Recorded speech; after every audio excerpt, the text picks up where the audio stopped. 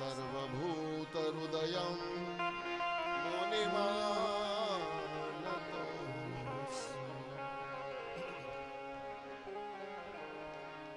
नमोऽस्तु ते व्यासविशालबुद्धे पुल्लारविन्दायतपत्रनेत्र येन त्वया भारततैलपूर्णा व्रजवालितो ज्ञानमया।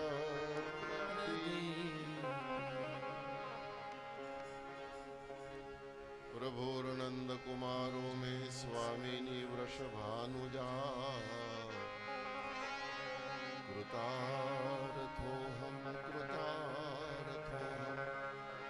कृतार्थोऽहं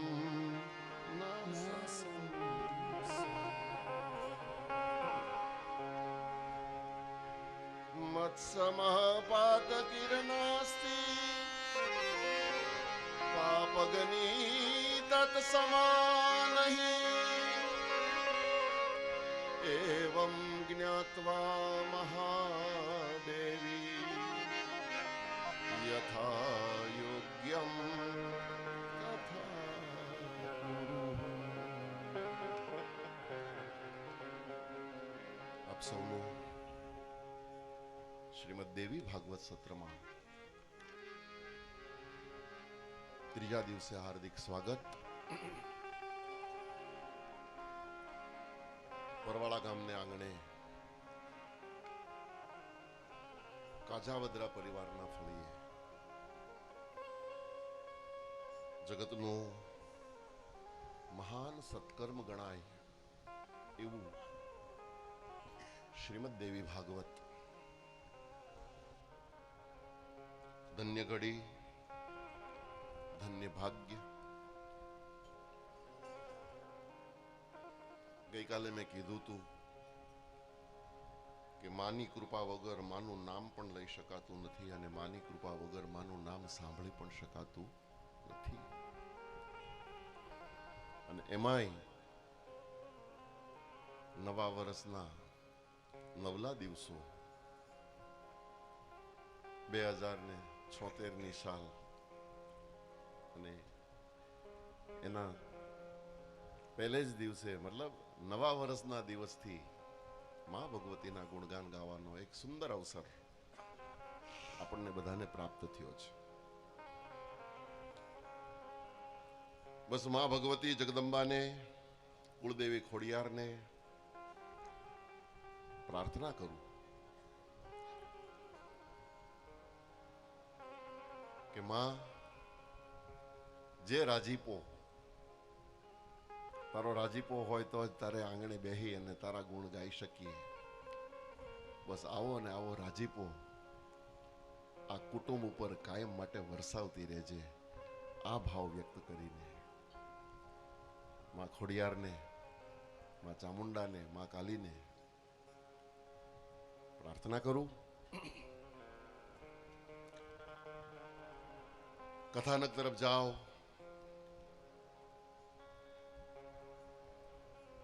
નૈમિષારણ્યમાં સૂતજી પધાર્યા. 88,000 ઋષિ મુનિઓ સૂત પુરાણીનું સ્વાગત સન્માન કરે. સૂત પુરાણીને અનેક પ્રશ્નો કરે અને સૂતજી એના ઉત્તરો આપે છે. દેવી ભાગવતના વિષયમાં મા ભગવતીને જ્યારે ઋષિઓએ યાદ કરી અને જગદંબાના ચરિત્રના વિષયમાં પૃચ્છા કરી, જાણવાની ઈચ્છા વ્યક્ત કરી, સૂત પુરાણી ગદગદિત થયા અને સૂતજી 88,000 ઋષિઓને કહે છે કે એ જગદંબા આદિ મહામાયા, જોગ માયા એને પૂર્ણ રૂપે વર્ણવી શકાતી નથી, પણ છતાં હું એનું સ્મરણ કરી અને તમને એના મારી વાણીના પુષ્પો જગદંબાના ચરણે ચડાવવાનો પ્રયત્ન કરું.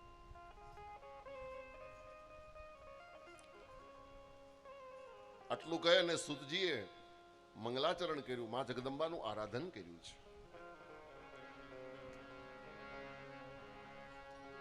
વક્ષ્યામ્યદ્ય સવિસ્તરમ બહુરસમ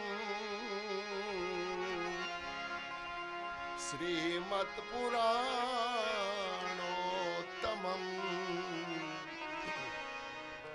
ભક્ત્યા સર્વરસાલયમ ભગવતી નામ્ના પ્રસિદ્ધમ દ્વિજમ નત્વા તત્પદ પંકજમ સુલલિતં મુક્તિપ્રદં યોગિનાં બ્રહ્માદ્યૈરપि સેવિतं સ્તુતિપરે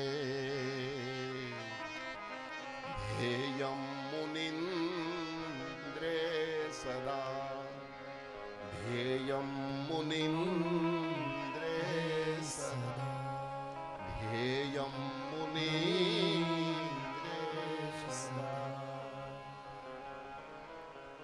એ ઋષિઓ, હું માં જગદંબાને નમસ્કાર કરી એવી જગદંબાને નમસ્કાર કરું, એવી આદ્ય શક્તિને પ્રણામ કરું કે બ્રહ્માદિ દેવો, યોગીઓ, મુનિઓ જેનું સતત સ્મરણ કરે, સતત ધ્યાન કરે, એનું હું સ્મરણ કરી અને તમને કથાનો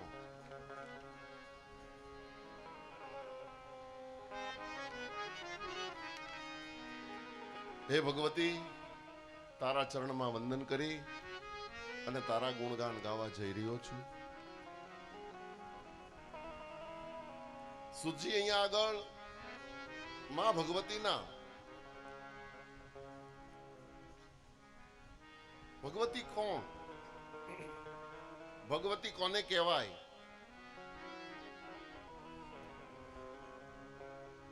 એનું અદ્ભુત વર્ણન કર્યું છે. ભગવતી શબ્દ, શબ્દાર્થ પણ વેદમાં બહુ સુંદર છે. અત્યારે જ્યારે વર્તમાન સમયમાં હું ને તમે ભગવાનમાં બહુ અટવાઈ છે અને કહેવાતા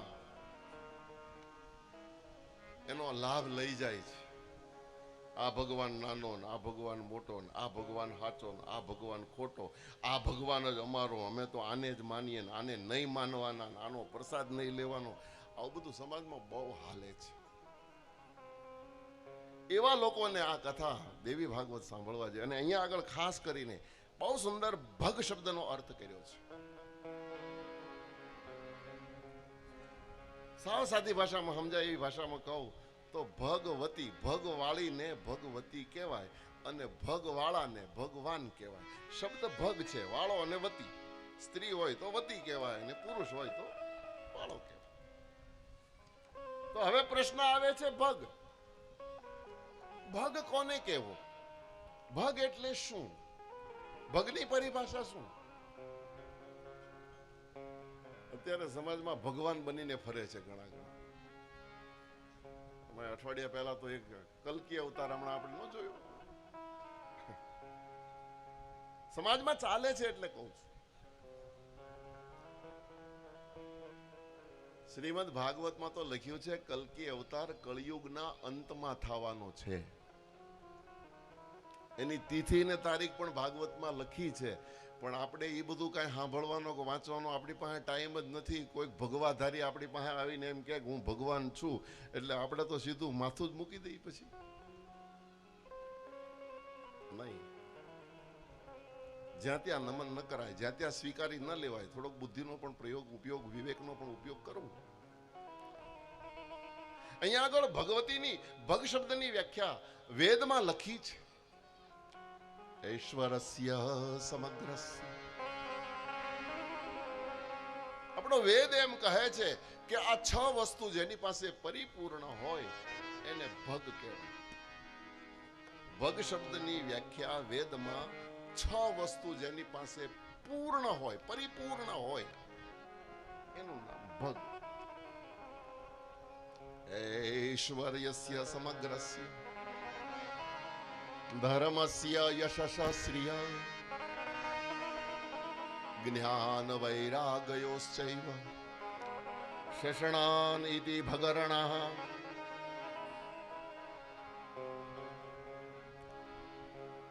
ઐશ્વર્યસ્ય સમગ્રસ્ય, સંસાર ભરનું ઐશ્વર્ય જેની પાસે હોય, પહેલું સૂત્ર છે. સમગ્ર ઐશ્વર્ય, સંસાર ભરનું ઐશ્વર્ય જેની પાસે પરિપૂર્ણ હોય, સંપૂર્ણ ધર્મ જેની પાસે હોય. સંપૂર્ણ ધર્મ શબ્દ અત્યારે વર્ણવી શકાય એટલો બધો બહુ વિશાળ અર્થ છે, પણ સંક્ષિપ્તમાં તમને કહું તો ધર્મના 30 લક્ષણો ભાગવતમાં બતાવ્યા છે, અને 30 લક્ષણો સંપૂર્ણ જેનામાં હોય એને જ સંપૂર્ણ ધાર્મિક કહેવાય. પણ અત્યારે જો એમાં હું જઈશ તો બપોર એમાં જ થઈ જાય, એટલે અત્યારે મારા કથાને વંદન કરવા પડે. પણ ભાગવત જો તમારા ઘરમાં શ્રીમદ ભાગવત હોય તો સપ્તમ સ્કંદમાં નારદજીએ ધર્મરાજ યુધિષ્ઠિરને ધર્મના 30 લક્ષણો બતાવ્યા છે. ધર્મરાજે સવાલ કર્યો હતો નારદજીને કે પ્રભુ, મારે ધર્મરાજ બનવું છે તો ધર્મરાજ હું ક્યારે પૂરો કહેવાઉં? મારી પાસે ધર્મ કેટલો છે મને કેમ ખબર પડે? બોલે 30 લક્ષણો જો તારામાં હોય તો તું સંપૂર્ણ ધાર્મિક, તો તું ધર્મરાજ. અને આપણે જો માપ કાઢવું હોય તો 7મો સ્કંદ વાંચવું હોય, એમાં 7મા સ્કંદમાં ધર્મના 30 લક્ષણો બતાવ્યા છે, અને એમાંથી જેટલા % હોય એટલા % ધાર્મિક કહેવાય આપણે. આ સીધી વાત. ઐશ્વર્યસ્ય સમગ્રસ્ય ધર્મસ્ય યશસ્ય શ્રિય. ત્રીજું સૂત્ર છે યશ. સંસાર ભરનો યશ જેની પાસે હોય, સંસાર ભરની કીર્તિ જેની પાસે હોય, યશસ્ય શ્રિય. ચોથું સૂત્ર છે શ્રી. શ્રી એટલે લક્ષ્મી.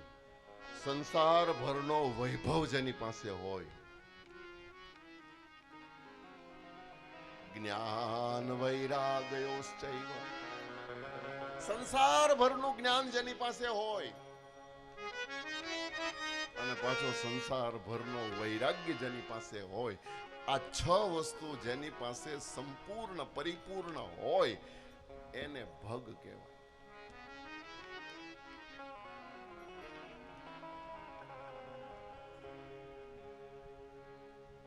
હે ભગવતી, હે જગદંબા,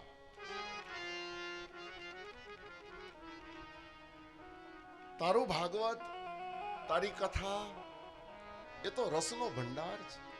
અને ભાઈ દેવી ભાગવત તો સમુદ્ર છે, દરિયો છે. અને એ પાછો 7 દિવસમાં કે 9 દિવસમાં પૂરું કરવાનું કોઈ કે. જો આગળના જમાનામાં એ વખતે સુદપુરાની કથા કરતા હતા, સવારમાં સૂર્ય ઉદય થાય એટલે કથા શરૂ થઈ જતી હતી, અને સાંજે સૂર્ય અસ્ત થાય ત્યાં સુધી કથા ચાલતી હતી, અને બપોરે ઘટિકા દ્વયમ 2 ઘડી માટે માત્ર વક્તાને વિરામ કરવાનો. એ દરમિયાન શ્રોતાઓએ સંકીર્તન કરવાનું. શ્રોતાઓએ તો ઊભું થવાનું જ નહીં. સૂર્ય ઉદયથી લઈ અને સૂર્ય અસ્ત થાય ત્યાં સુધી કથા થતી હતી, અને છતાં હજારો વર્ષે પણ આ કથા પૂરી થઈ નહોતી. હવે ઈ કથા અમને કોઈ એમ કે 7 દિવસમાં પૂરી કરો કે 9 દિવસમાં પૂરી કરો તો ક્યાંથી કરવી? અને પાછો સિનેમા ટાઈમ 9 થી 11:30 ને 3:30 થી 6. એટલા માટે હું શબ્દ બોલું છું કે માના ગુણ ન ગાઈ શકાય, વાણી રૂપી પુષ્પો ચડાવવાનો પ્રયત્ન કરે.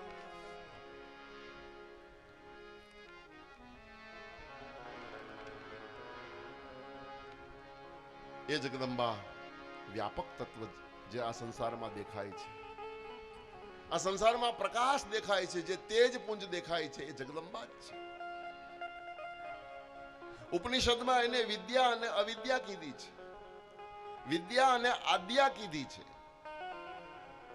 સર્વજ્ઞા, પરા, અનેક નામોથી એ પરમેશ્વરીને વર્ણવવામાં આવી છે. પણ ટૂંકમાં કહું તો અંતે તો ઈ એકની એક છે.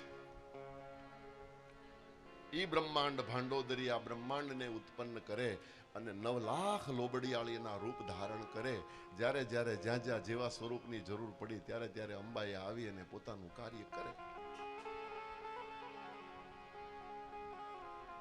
પછી જે રૂપે આવે એ નામે એ પ્રસિદ્ધ થાય. નરસિંહ મહેતો કહે ને કે ઘાટ ઘડિયા પછી નામ રૂપ જુજવા, અંતે તો એકનું એક ભાસે, અંતે તો હેમનું હેમ ભાસે. હોનાને આપણે હોનીને આપી દઈએ એટલે તરત એને ગાળી નાખે ને પછી એમાંથી નવા ઘાટ ઘડે. વીટીએ બનાવે ને એની બંગડીએ બનાવે ને એનું મંગળસૂત્ર બનાવે ને એની બુટ્ટીએ બનાવે.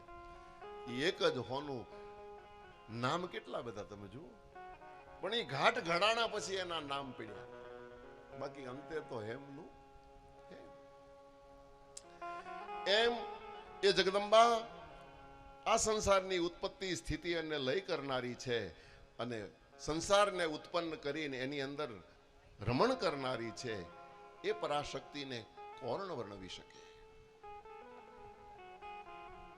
હે ઋષિઓ, દેવી ભાગવત ઉત્તમમાં ઉત્તમ પુરાણ છે, પરમ પવિત્ર છે. પુરાણમ ઉત્તમમ પુણ્યમ શ્રીમદ ભાગવતાવિધમ અષ્ટાદશ સહસ્રાણી શ્લોકાસ્તત્ર સુસંસ્કૃત. અષ્ટાદશ સહસ્રાણી આ શ્રીમદ દેવી ભાગવત 18,000 શ્લોકો વાળું છે. એના 318 અધ્યાય છે અને 12 સ્કંદ છે. સર્ગશ્ચ પ્રતિસર્ગશ્ચ વંશો મન્વંતરાધિપ વંશાનુચરિતમ ચૈવ પુરાણમ પંચલક્ષણમ. સુધજી 88,000 ઋષિઓને કહે છે કે મારા સદગુરુ વ્યાસજીએ આ ગ્રંથની રચના કરી, 18,000 શ્લોકો લખ્યા, 12 સ્કંદ છે, 318 અધ્યાય છે. એના અંદર સર્ગ, પ્રતિસર્ગ, વંશ, મન્વાંતર, વંશાનુ આ 5 લક્ષણો છે. પુરાણ પંચલક્ષણમ, 5 લક્ષણ વાળું આ દેવી ભાગવત. પંચમ વેદ ઉચ્યતે, એને પંચમ વેદ પણ કહી શકાય છે. જેવી રીતના મહાભારતની કથા ગુરુદેવ વ્યાસજીએ લખી, એ મહાભારત પણ પંચ લક્ષણો જ છે. સંપાદ લક્ષયમ ચ ભારતમ મુનિનામ કૃતમ ઇતિહાસ ઇતિ પ્રોક્ત પંચમ વેદ ઉચ્યતે. ઐતિહાસિક મહાભારતની કથા 1,00,000 શ્લોકોમાં વ્યાસજીએ લખી હતી. એ સંપૂર્ણ મહાભારત પણ પંચલક્ષણો ગ્રંથ છે.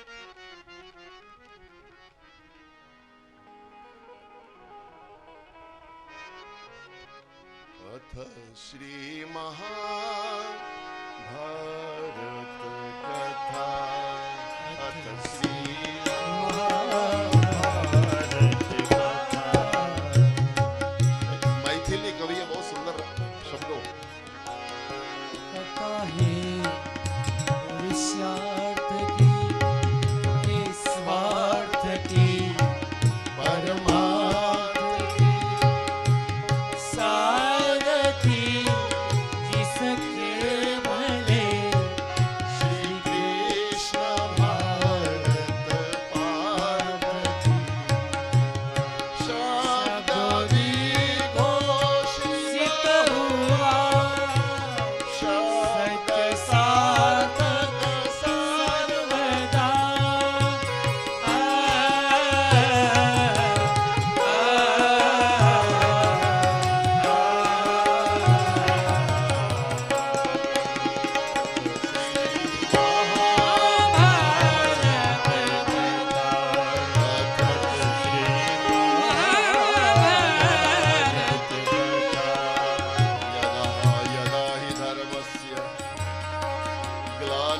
भवति भारत अभ्युत्थानम् अधर्मस्य तदात्मानं सृजाम्यहम् परित्राणाय साधूनां विनाशाय च दुष्कृतां धर्म संस्थापनार्थाय संभवामि युगे युगे। अद्भुत कथा છે મહાભારતની। મહાભારત મારે ને તમારે યથાર્થ ધર્મને જો સમજવો હોય તો મહાભારત વાંચો। અદ્ભુત દ્રષ્ટાંત સાથે નિરૂપણ વ્યાસજીએ મહાભારતમાં કર્યું છે। 1,00,000 શ્લોકમાં છે મહાભારત, 18 પર્વો છે મહાભારતના।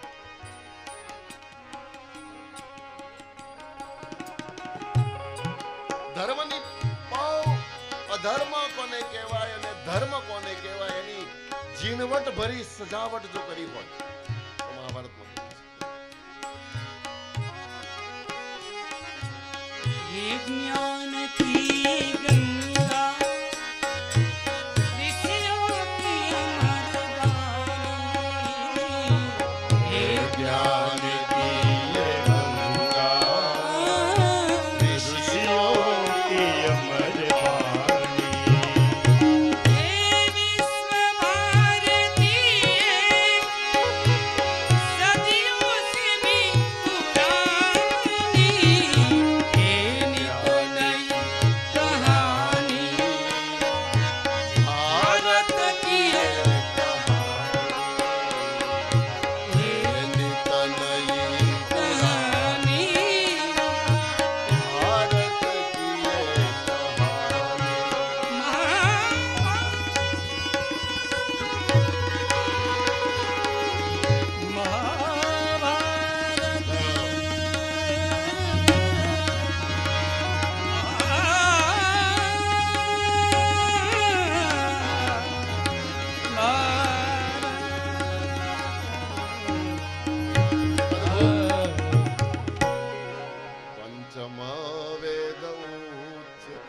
મહાભારતને પંચમ વેદ કહ્યું છે।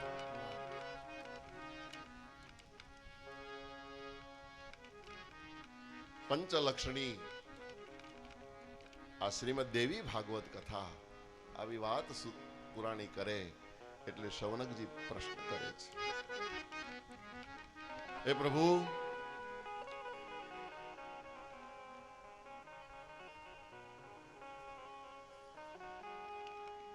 તમે પુરાણોની વાત કરો છો તો પુરાણોની સંખ્યા પણ અમને બતાવો અને કલીના દૂષણો પ્રપંચો થી બચવાનો પણ કોઈ જો ઉપાય હોય, સહજમાં 4 પુરુષાર્થ અમને પ્રાપ્ત થાય એવો પણ કોઈ ઉપાય હોય તો કૃપા કરીને અમને સાથે સાથે બતાવો। પુરાણોની સંખ્યાના વિષયમાં સવાલ થયો। સુતજી કહે છે 18 પુરાણ વ્યાસજીએ રચ્યા છે।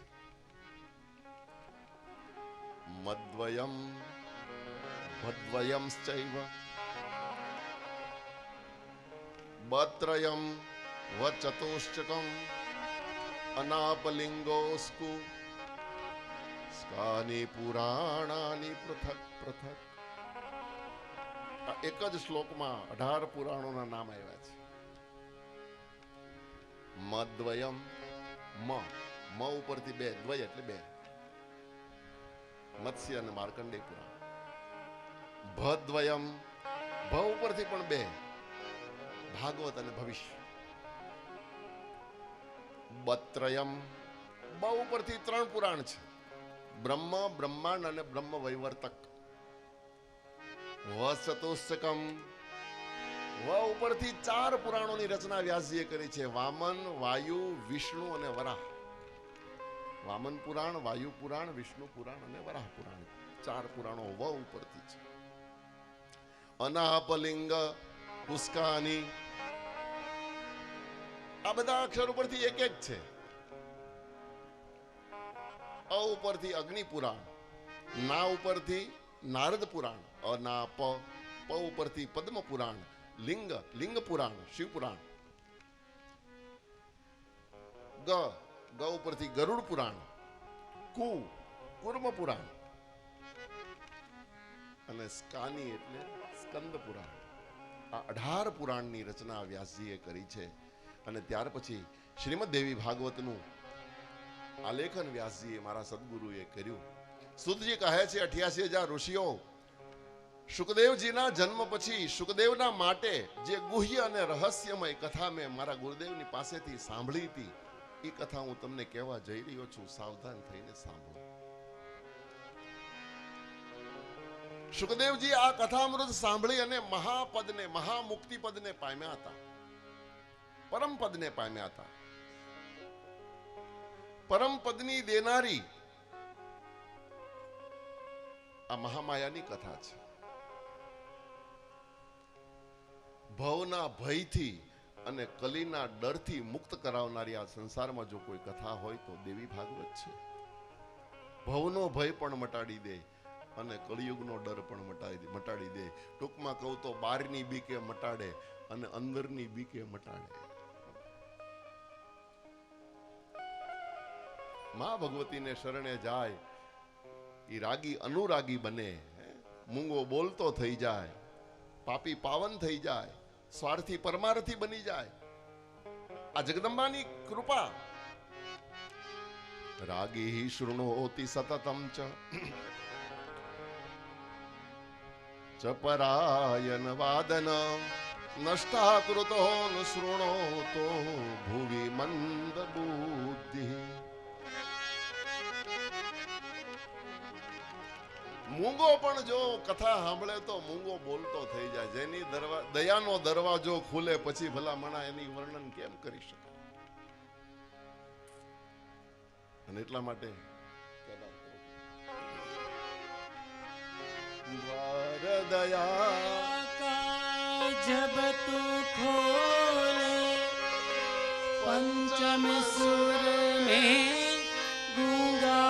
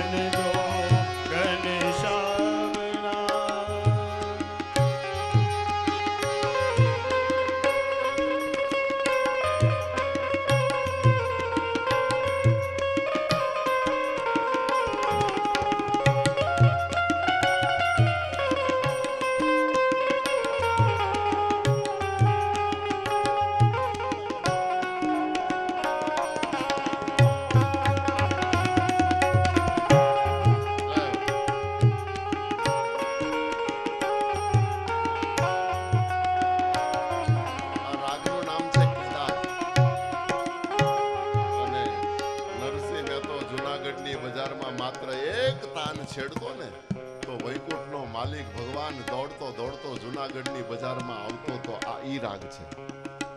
પાણી પી કર પ્યાસ બુઝાવું, નૈનન કો કેસે સમજાવું.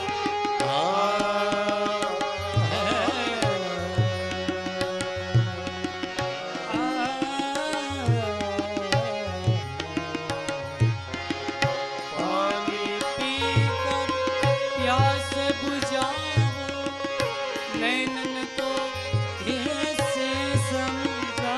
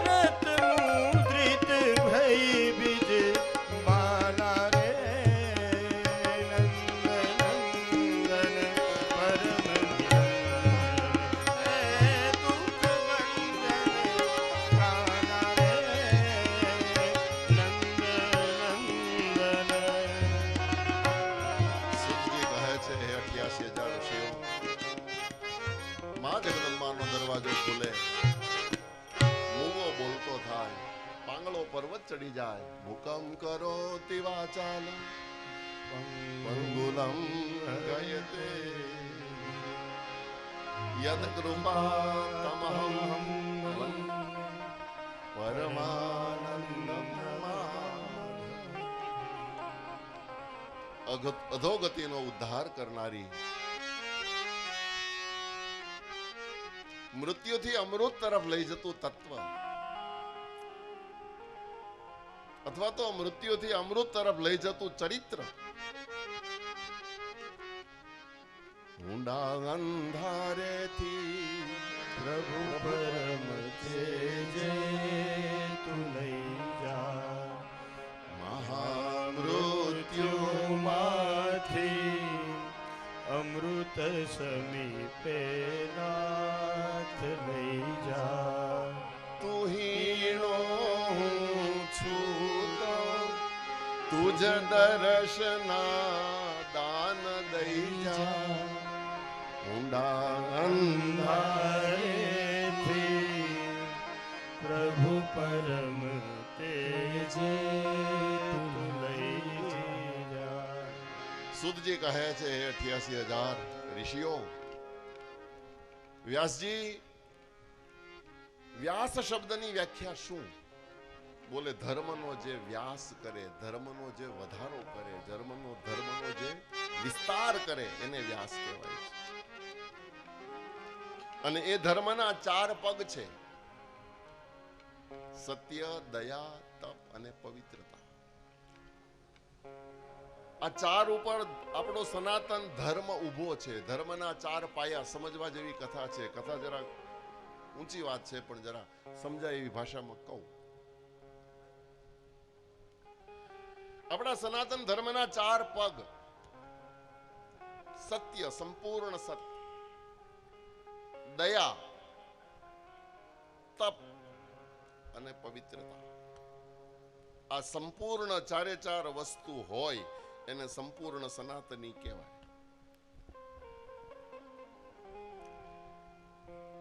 ધર્મની પરિભાષા અહીંયા વિસ્તારથી સુદજી બતાવે છે. ત્યાર પછી સુદજી દ્વાપરે વિષ્ણુર્વ્યાસ રૂપેણ સર્વદા વેદમેકં સવા બહુદ્યામ કુરુતે હિત કામ્યયા. આ વિશાળ સમયના પટ ઉપર સુદજી કહે છે કે આ કઈ પહેલી વખત કળિયુગ આવ્યો નથી. આ 28મો કળિયુગ છે. આગળ 27 વખત કળિયુગ ગયો છે. પાછો એકલો કળિયુગ જ નહીં, 4 ચોકડી: સત, ત્રેતા, દ્વાપર અને કળી. સત, ત્રેતા, દ્વાપર અને કળિયુગ. એવી 27 ચોકડીઓ આ પૃથ્વીને પાસ થઈ ગઈ.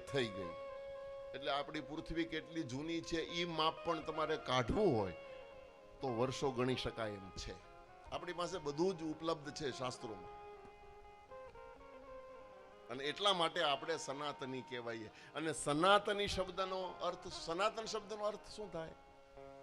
બોલે પુરાતનોનો પુરાતન ને એનોય પુરાતન, એનું નામ સનાતન.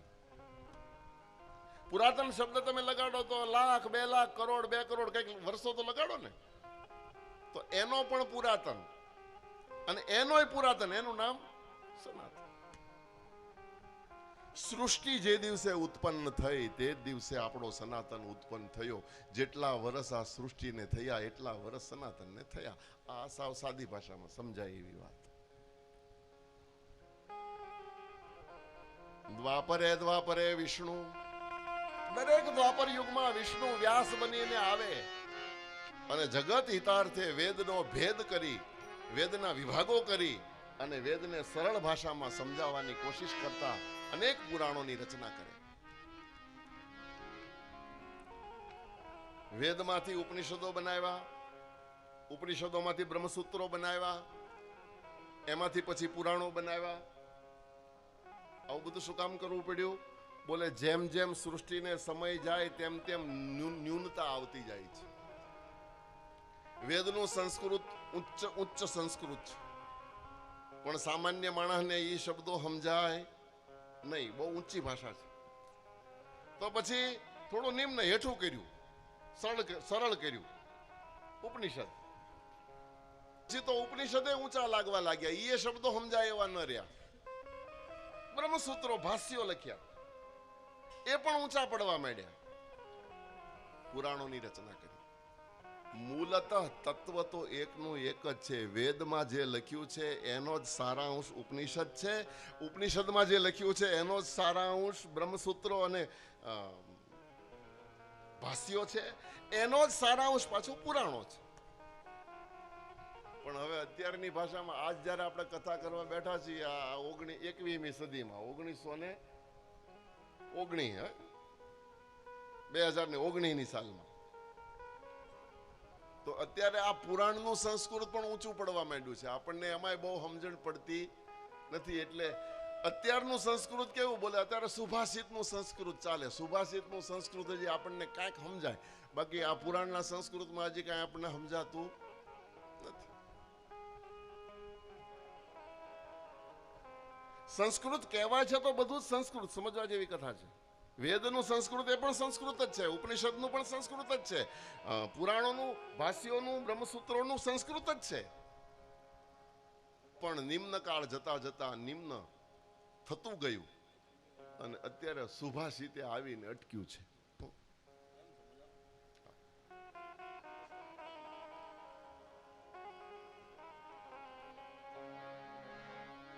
એ ઋષિઓ, કળિયુગમાં મંદા સુમંદ મતયો મંદ ભાગ્ય હ્યુપદ્રુતા.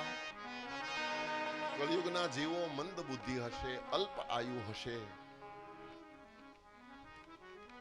મંદાસુ મંદ મતીઓ, મંદ મતી પણ હશે. જેમ જેમ સમય જતો જશે એમ એમ આ બધું ઓછું થતું જશે. બુદ્ધિ પણ ઓછી થતી જશે, આયુષ પણ ઓછું થતું જશે, ભાગ્ય પણ ઓછું થતું જશે. હજી તો આ કળિયુગની શરૂઆત છે. 5252 વર્ષ હજી કળિયુગને થયા. હજી મારી ભાષામાં કહું તો કળિયુગ હજી ઘોડિયામાં છે. હજી તો હિંચકે ઝૂલે છે, ઘોડિયામાં, ખોયામાં છે. તમે કહેશો 5200 વર્ષ તો હજી ખોયા? હા, કળિયુગની આયુષ્ય 4,32,000 વર્ષની છે. એમાંથી મૂળ 5200 વર્ષ ગયા, હજી 4,28,000 વર્ષ કળિયુગના બાકી છે. દરેક યુગની આયુષ્ય છે. દ્વાપર યુગની આયુષ્ય 8,64,000 વર્ષની છે. એના પહેલા ત્રેતા ગયો, ત્રેતા યુગની આયુષ્ય 12,96,000 વર્ષની છે. એના પહેલા સતયુગ ગયો, એ સતયુગની આયુષ્ય 17,28,000 વર્ષ છે. આ બધો સરવાળો કરો એટલે એક ચોકડી થાય. અને આવી 27 ચોકડી આ પૃથ્વી ઉપર પાસ થઈ ગઈ છે. આ 28માં કળિયુગમાં આપણે જીવીએ છીએ.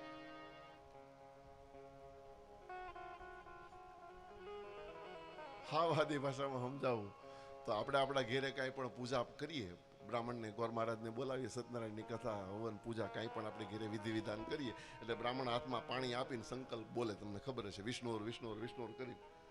એ વખતે દ્વિતીયની પરાર્ધે શ્રી શ્વેત વ્યારાહ કલ્પે 28 તમે કલિયુગે, આવું બોલે. તમે યાદ રાખજો, જોજો.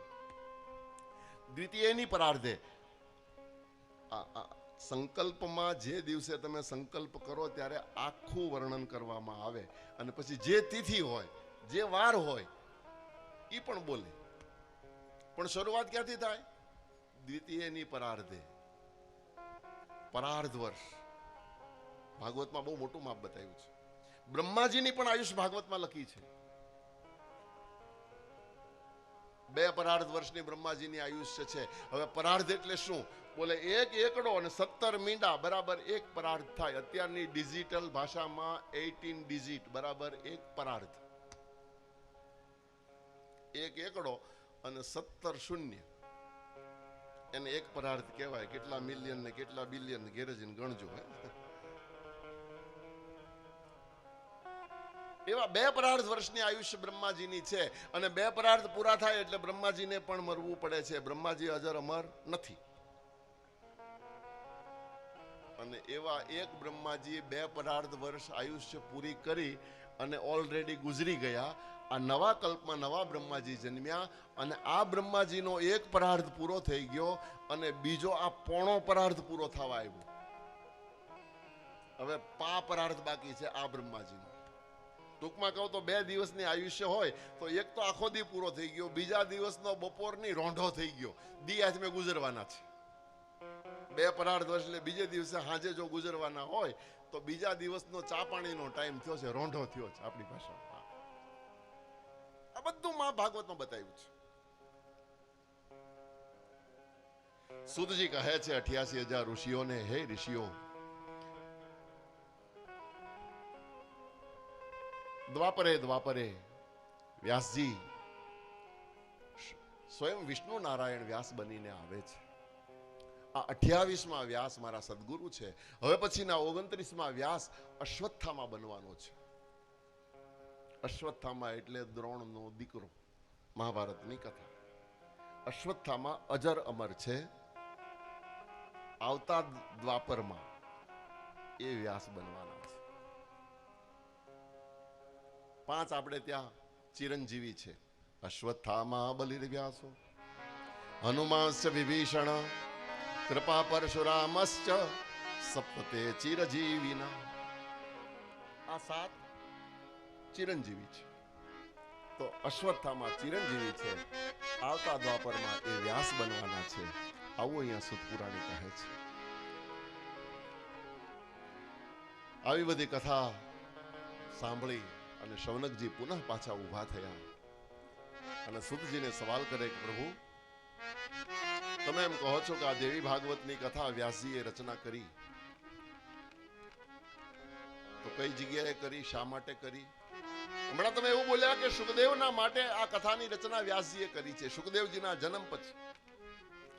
તો સુખદેવજીનો જન્મ ક્યારે થયો, કેવી રીતે થયો? સુખદેવજીના જન્મનું વૃત્તાંત અમારે સાંભળવું છે. સૌમ્ય વ્યાસસ્ય ભાર્યાયામ કસ્ય જાત સુતઃ શુક કથમ વા કીદૃશો યેન પંડિતેય સુસંહિતા અયોનિજત્વયા પ્રોક્ત તથાચારણ જ રણિજમ શુક સંદેહોસ્તિ મહાસ્તત્ર કથયા મહામતે. હે મહાન બુદ્ધિશાળી સુતજી, અમને સુખદેવજીના જન્મના વિષયમાં થોડીક શંકાઓ જાગે છે. સુખદેવજીનો જન્મ કેવી રીતે, એના ગુણો કયા હતા, એમની માતાનું નામ શું? કારણ કે વ્યાસજીએ લગ્ન તો કર્યા નથી. અમે એવું સાંભળ્યું છે કે અયોનિજ છે સુખદેવજી. તો એ અયોનિજ કેવી રીતે કહેવાના, એનો આવિર્ભાવ કેવી રીતે થયો? સંપૂર્ણ સુખદેવજીનું જન્મનું વૃત્તાંત વિસ્તારથી અમને સંભળાવો. સુત પુરાણી કહેવા લાગ્યા કે હે 88,000 ઋષિઓ, બ્રહ્મ નદી સરસ્વતીના કિનારે વ્યાસજી એક દિવસ બેઠા હતા. બ્રહ્મ નદ્યામ સરસ્વત્યામ આશ્ચમે પશ્ચિમે તટે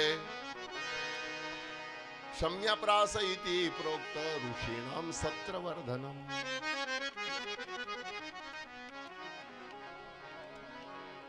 આ શ્લોક છે ને એડ્રેસ છે, સરનામું. કઈ જગ્યાએ સુખદેવનો જન્મ થયો? બ્રહ્મ નદ્યામ સરસ્વતીયામ, બ્રહ્મ નદી સરસ્વતીના કિનારે. પણ કિનારો તો આખો 2 બાજુના કિનારો જ કહેવાય. પશ્ચિમે તટે, પશ્ચિમ બાજુના કિનારે. શમ્યપ્રાસ ઇતિ પ્રોક્ત, શમ્યપ્રાસ નામના સ્થાનમાં. અને એમ છતાંય જો ન સમજણમાં આવે તો ઋષિણામ સત્રવર્ધનમ, વારંવાર ઋષિઓના સત્રો જે જગ્યા ઉપર ભેગા થતા હતા ઈ સ્થાનમાં વ્યાસજી એક દિવસ બેઠા છે. બહુ પુરાતન અને પ્રાચીન સમયની આ કથા છે. પોતાના આશ્રમમાં બેઠેલા વ્યાસજી, આશ્રમમાં એક ઝાડ હતું, ઝાડના ઉપર એક પક્ષીએ માળો કર્યો હતો અને ઉજ્જવલ ધવલ પક્ષી બચ્ચાને જન્મ આપ્યો. બચ્ચું ધીરે ધીરે મોટું થાય, પણ એની માં એ બચ્ચાના માટે બહારથી ચણ લઈ આવે અને બચ્ચાને ખવડાવે, બચ્ચાની સાથે લાલન પાલન કરે. એક દિવસ શાંતિથી બેઠેલા પોતાના ઓટલા ઉપર વ્યાસજી એ માળામાં એ બચ્ચાની અને માની જે દિનચર્યા છે એ જોઈ અને વ્યાસજીની આંખમાં આંસુ આવ્યા છે. વ્યાસે વિચાર કર્યો કે શું માનો પ્રેમ છે? એક પક્ષીને પોતાના બચ્ચા પ્રત્યે કેટલો પ્રેમ હોય, અને પાછો નિસ્વાર્થ નિષ્કામ. મનુષ્યો આપણે માનવ પણ પ્રેમ કરે છે, પણ માનવના પ્રેમમાં કદાચ ક્યાંક સ્વાર્થની સુગંધ આવે, પણ પશુઓ અને પ્રાણીઓને ક્યારેય કોઈ સ્વાર્થ તો હોતો નથી કે એ મોટો થઈને મારા ગઢપણ પાળે, એવી તો એને વાત હોતી નથી. માનો પ્રેમ વ્યાસજીએ જ્યારે જોયો ગદગદિત થયા. અને ભાઈ, માના પ્રેમને તો શબ્દોમાં વર્ણવી શકાય એમ જ નથી. એ તો અનુભૂતિની વસ્તુ છે. અને એટલા માટે અમારા ત્રાપજકર દાદા તો એમ કે પ્રભુની ઈ પ્રેમ તણી આપૂતણી,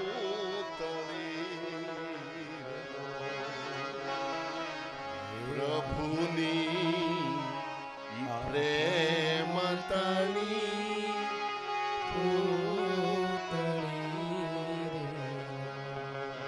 અને જગથી જુદેરી જેની જાત રેણા જનની, જોડ સખી નહીં જડે રેલો આવી જનની, જોડ સખી નહીં જડે. પ્રભુના એ પ્રેમ તણી પૂતળી અને જગથી જુદેરી જેની જાત, અને એને કેમ વર્ણવી?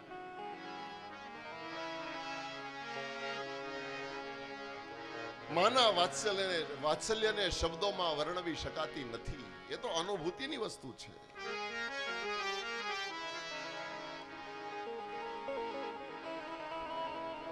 અને એટલા માટે આદ્ય જગદગુરુ શંકરાચાર્યએ તો એમ કીધું, કુપુત્રો જાયેત ક્વચિદપી કુમાતા ન ભવતિ. એમાં દીકરો કદાચ કપુત્ર થાય, પણ માં તું કોઈ દિવસ કુમાતા ન થાય. શંકરાચાર્ય મહારાજના જીવનમાં બનેલી ઘટના.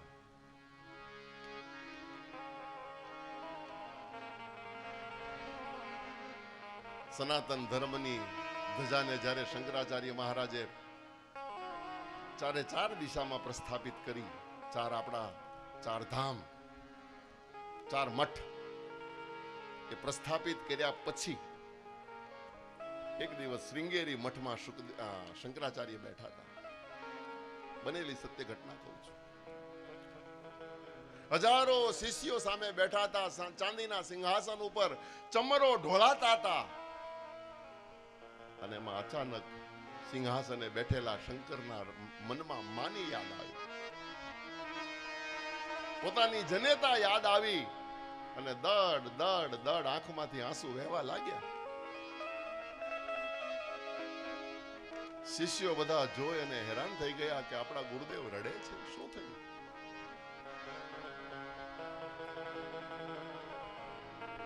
હિંમત ભેગી કરી અને બે શિષ્યો નજીક આવ્યા, વંદન કરીને વિવેકથી પૂછવા લાગ્યા, પ્રભુ આપ રડો છો, શું થયું?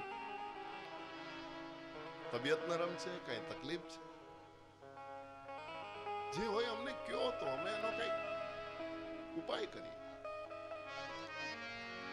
ત્યારે રડતો રડતો શંકર એટલું જ બોલ્યો હતો કે મને મારી માં યાદ આવે છે. માં યાદ આવે શબ્દ સાંભળ્યો, શિષ્યો બધા ભેગા થઈ ગયા. શિષ્યોએ શંકરાચાર્યને ઉપદેશ આપવાનું ચાલુ કર્યું. મહારાજ, આપણે સંન્યાસી કહેવાઈએ, આપણે આપણા ઘરને યાદ ન કરાય, આપણા માતા પિતાને યાદ ન કરાય, આપણે આપણા ગામને યાદ ન કરાય, આપણે તો સંન્યાસી. તમે જ પાછા બધા નિયમો બનાવ્યા છે, તમે જ પાછા નિયમ તોડવા તૈયાર થયા છો. ભગવતીનું સ્મરણ કરો, ભગવતીનું સ્મરણ કરો, માનું યાદ, જગદંબાને યાદ કરો. રડતો રડતો શંકર ઊભો થઈ ગયો અને શિષ્યોને એમ કીધું કે હવે તો હું મારી માને એક વખત મળું ત્યાં સુધી મને નિરાત નહીં થાય. અને એ જ વખતે સિંહાસનેથી ઊભા થઈ અને શંકર પોતાના ઘર તરફ જવા માટે ચાલી નીકળ્યા. બનેલી સત્ય ઘટના. કોચીનની બાજુમાં કાલડી નામનું ગામ, શંકરાચાર્ય મહારાજનું જન્મસ્થાન, નાનું એવું ગામડું છે. કોચીનની બાજુમાં કાલડી ગામ છે. શ્રીંગેરી મઠથી ઊભા થઈ અને શંકર ચાલતા થયા. હજારો શિષ્યો એને રોકવા માટે આડા ફેર્યા, વિનંતીઓ કરી, વંદન કર્યા, પણ શંકર કોઈનું ના સાંભળ્યું. કાલડી સુધી હાલીને આવ્યા અને કાલડી ગામને જાપે નાની એવી એક ઝૂંપડી, ઝૂંપડીમાં માત્ર એક નાનો ખાટલો રે એટલી જગ્યા, અને એ ખાટલામાં શંકરની માં, શંકરની જનેતા, આદ્ય જગતગુરુની જનેતા સૂતી હતી અને છેલ્લા શ્વાસો લેતી હતી. આવી અને શંકર પગ પકડીને ખૂબ રડ્યા. એક ચમચી પાણી માના મોઢામાં, જાણે માં દીકરાની વાટ જોઈને બેઠી હોય, પાણીની એક ચમચી પાય અને જનેતાએ શરીરને છોડી દીધું. બહુ રડ્યા હતા શંકર, બહુ રડ્યા. શિષ્યોએ શંકરનો હાથ પકડીને કીધું, મહારાજ હવે મહેરબાની કરીને અહીંથી, હવે તો હદ થાય છે. આપણે સંન્યાસી કહેવાઈએ, આપણાથી ઘરે ન અવાય, છતાં તમે તમારી માને છેલ્લું જળ પાઈ દીધું, હવે તો સંતોષ માનો. એ વખતે આદ્ય જગતગુરુ પોક મૂકીને રડ્યો તો અને શિષ્યોને પ્રાર્થના કરતો હતો કે હે શિષ્યો, આજથી તમે મારા ગુરુ, મને માત્ર અગ્નિ સંસ્કારનો એક લાભ લઈ લેવા દો. આ લાભ પછી મને બીજી વખત નહીં મળે. એક લાભ. અને અગ્નિ સંસ્કારનો લાભ લેવાની વાત થઈ એટલે શિષ્યોએ પછી તો ગુસ્સો કર્યો. શંકરાચાર્યને કીધું, મહારાજ હવે તો હદ થાય, અમે તમને અગ્નિ સંસ્કાર તો ન જ કરવા દઈએ. ગામના લોકોને પણ શિષ્યોએ ચડાવ્યા કે આ અનર્થ થઈ રહ્યો છે, અધર્મ થઈ રહ્યો છે, આને તમે સહકાર નહીં આપતા. અને પરિણામ એ વખતનો સમાજ શિષ્યોની સાથે ગયો. શંકરને એમ કહેવામાં આવ્યું કે તમે જો અગ્નિ સંસ્કાર કરવાના હો તો તમારી માની અંતિમ યાત્રામાં અમે કોઈ નહીં આવીએ, તમે એકલા કરી આવો. બનેલી સત્ય ઘટના છે. શંકરાચાર્યએ રડતા રડતા શિષ્યોને હાથ જોડીને, ગામજનોને હાથ જોડીને કીધું કે તમે કોઈ નહીં આવો તો ચાલશે, પણ મારી માની અંતિમ ક્રિયા તો હું જ કરીશ. અને પોતે બે હાથમાં માના શબને ઉઠાવી અને નદી કિનારા સુધી લઈ ગયા. લાકડા પોતે ભેગા કર્યા, ચિતા બનાવી, માના શબને પધરાવ્યું, અગ્નિ દાહ આપ્યો. હજારો લોકો ફરતે દ્રશ્ય જોતા હતા. કોઈ માના શબને કાંધ આપવા પણ નહોતું આવ્યું. આદ્ય જગતગુરુના જીવનમાં બનેલી ઘટના છે. પંચભૂતમાં માનો દેહ મળી ગયો ત્યાં સુધી ત્યાં બેઠો બેઠો શંકર રડ્યો, ટાઢી પૂંજી. અને પછી શંકરે આ શબ્દો કીધા હતા કે હે માં, કદાચ દીકરા કપૂતર થાય, પણ માં તું કોઈ દિવસ કો માતા નથી થતી. પુત્રો જાયેતા ક્વચિદપી કુમાતા, માં કોઈ દિવસ કુમાતા નથી. આ ઉજ્જવલ પક્ષીના પ્રેમને વ્યાસજીએ જોયો છે અને વ્યાસજી ગદગદિત થયા છે.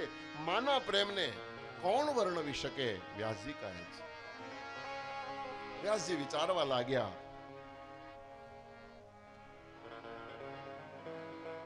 વિચાર કરતા કરતા ચિત્ત ચકડોળે ચડ્યું વ્યાસજીનું. વ્યાસજી ઉદાસ થયા.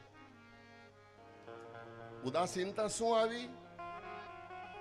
બોલે મારે ત્યાં પણ એક બાળક હોય, એક પુત્ર હોય, તો હું પણ એનું આવું લાલન પાલન કરું. હે, અને સંસારનો સાચો આનંદ તો ઈ જ છે. સંસારેત્ર સમાખ્યાતા, વ્યાસજી લખે છે, સંસારેત્ર સમાખ્યાતા સુખાનામ ઉત્તમમ સુખમ. સંસારીનું ઉત્તમમાં ઉત્તમ સુખ કયું? પુત્ર ગાત્ર પરિશ્વંગો લાલનમ ચ વિશેષત. પુત્ર ગાત્ર પરિશ્વંગો, દીકરાને ખોળામાં લઈ અને ફળિયામાં ખાટલા ઉપર રમાડતો દાદો એ ઇન્દ્ર કરતા પણ સુખી કહેવાય. એના આગળ ઇન્દ્ર પણ ફીકો લાગે. આનાથી મોટું સુખ બીજું હોય જ ન શકે. ભલે ઉઘાડે વાહે દાદા બેઠા હોય, ઘરમાં કદાચ ઓછું વધુ હોય, પણ દીકરાને ખોળામાં ખાટલે બેહાડીને જો કોઈ દાદો રમાડતો હોય તો ઇન્દ્ર એની આગળ ઝાંખો પડે. એના કરતા પણ સુખી ઈ કહેવાય. આ સંસારનું સુખ છે. પ્રેમથી પરિવારનું લાલન અને પાલન કરવું એ જ આ સંસારનું સર્વોત્તમ સુખ વ્યાસજી કહે છે. વિચાર્ય મનસાત્યર્થ કૃતવા મનસ નિશ્ચિત જગામ ચ તપસ્તપ્તુ મેરુ પર્વત સન્નિધો. પુત્રેષણા પોતાના હૃદયમાં વ્યાસજીને જાગી છે.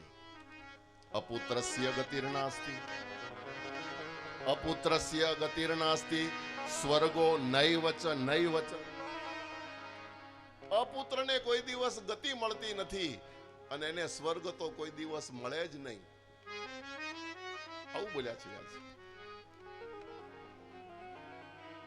લાવ હું પણ કંઈક ઉપાસના કરી અને મારે ત્યાં સંતાન થાય એટલા માટે મેરુ પર્વત ઉપર જઈ અને તપ કરું.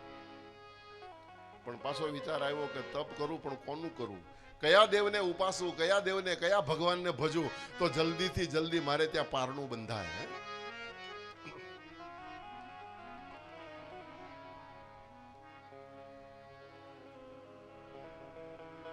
આ સંસારનું સર્વજ્ઞ કોણ? બેઠા બેઠા પોતાના આશ્રમમાં વિચારતા હતા અને એમાં શ્રી નારદજી એક દિવસ વીણા વગાડતા વગાડતા સરસ્વતીને કિનારે સમ્યપ્રાસ નામના સ્થાનમાં આવ્યા. જ્ઞાની સે જ્ઞાની મિલે, કરે જ્ઞાન કી બાત. જો કે બોલવા જેવું એટલું જ છે એટલે એટલું જ બોલું, અટકી જાઉં છું અહીંથી. જ્ઞાની સે જ્ઞાની મિલે, જ્ઞાની અરે જ્ઞાની મળે તો જ્ઞાનની વાત કરે, આટલું જ બોલવા જેવું છે. આગળનું બોલવા જેવું નથી એટલે હું અટકી જાઉં. તમે કહેતા હો તો આગળનું ગાઉં, બોલું કે જવા દઉં? જવા. નારદજીને આવતા જોયા. વ્યાસજી સ્વાગત કરવા માટે દોડ્યા. વંદન કરીને પોતાના આશ્રમમાં લઈ આવ્યા. ચરણ ધોઈ ચરણામૃત લીધું, પુષ્પની માળા પહેરાવી, ચરણમાં બેસીને વ્યાસજીએ નારદજીને પ્રશ્ન કર્યો છે. સર્વજ્ઞોસી મહર્ષે ત્વમ કથયાશુ કૃપા નિધે. એ દયાળુ, તમે આજ બરાબર સમયે મારે ઘેરે આવ્યા, બહુ સારો સમય લઈને આવ્યા. તમે સર્વજ્ઞ છો. હે દેવર્ષિ, કૃપા કરી અને મને સંતાન પ્રાપ્તિ માટે મારે કયા દેવનું આરાધન કરવું જોઈએ એ કૃપા કરીને મને કયો. કમ દેવમ શરણમ યામિ યો મે પુત્ર પ્રદસ્યતિ. હું કયા દેવનું આરાધન કરું કે જે મને પુત્રનું દાન કરે, મારે ત્યાં સંતાન થાય.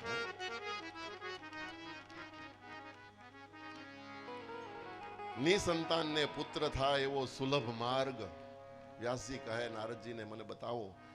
અને નારદજીએ વ્યાસજીને બહુ સુંદર કીધું. પરાશર્ય મહાભાગ, એ પરાશર ઋષિના પુત્ર વ્યાસજી, તમારા જેવો જ સવાલ મેં એક દિવસ બ્રહ્માજીને કર્યો તો, અને એ વખતે મારા પિતાજી પિતામહ બ્રહ્માજીએ મને જે કથા કીધી એ હું તમને કહેવા જઈ રહ્યો છું. બ્રહ્માજી એક દિવસ વિષ્ણુ ભગવાનને કઈક કામ અર્થે મળવા ગયા. ક્ષીરસાગરમાં શેષૈયા ઉપર સુતેલા વિષ્ણુ નારાયણ ધ્યાનસ્થ હતા.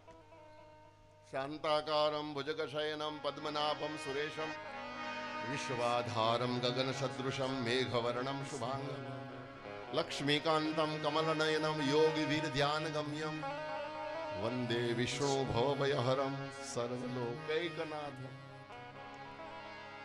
શેષૈયા ઉપર વિષ્ણુ નારાયણને ધ્યાનમાં જોયા એટલે ધ્યાનસ્થ હરિ દ્રષ્ટવા પિતા મે વિસ્મયમ ગત.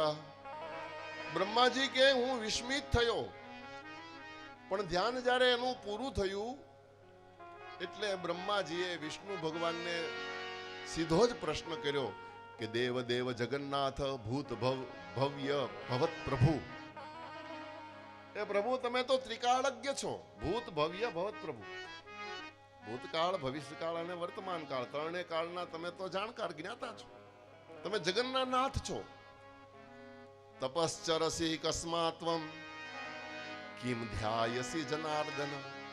હે જનાર્દન, તમે તો સર્વજ્ઞ છો, જગતના નાથ છો, તો તમારે વળી કોનું ધ્યાન કરવું પડે? તમે કોનું સ્મરણ કરો? તમે કોનું ભજન કરો? કરતા પાલિતા હરતા.